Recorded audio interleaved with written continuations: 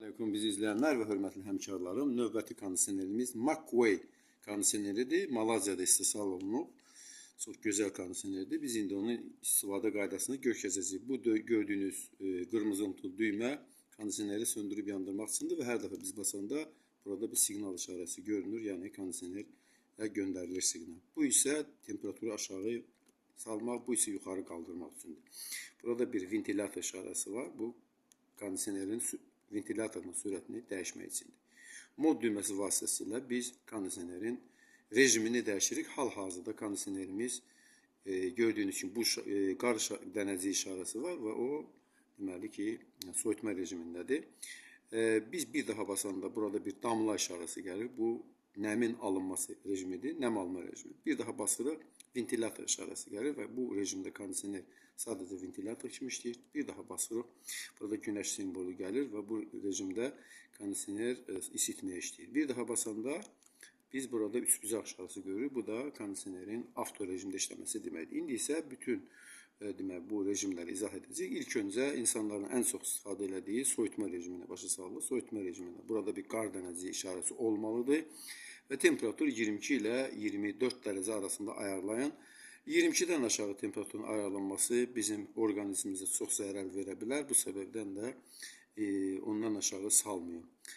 Qeyd etmək istəyirik ki, istəyir 22 qoyasınız, istəyir 18 qoyasınız, hamısında kondisioner eyni miqdarda soyudur. Yalnız temperatur o dərəcəyə çatana qədər soyutma hadisəsi baş verir.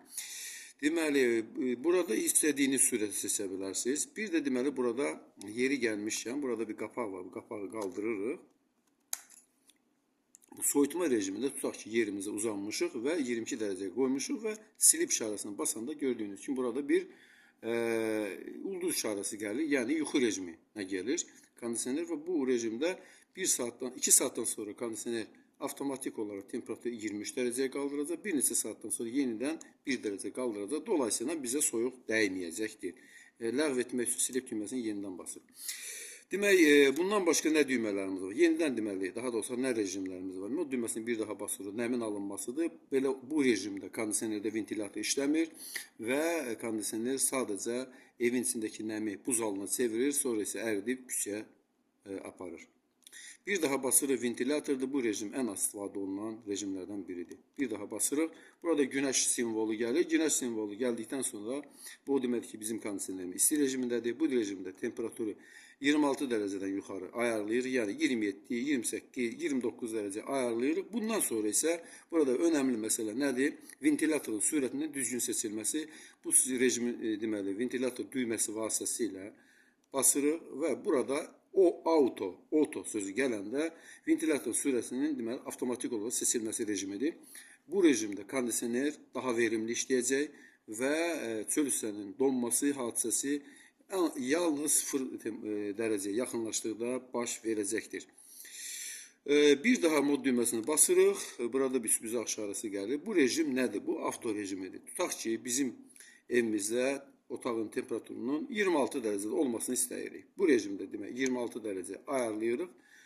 Bundan sonra kondisioner demək özü bizim evimizdəki temperaturu ayarlayacaq. Əgər 26 dərəcədən yuxarı olarsa o soyutma rejimində işləyəcək.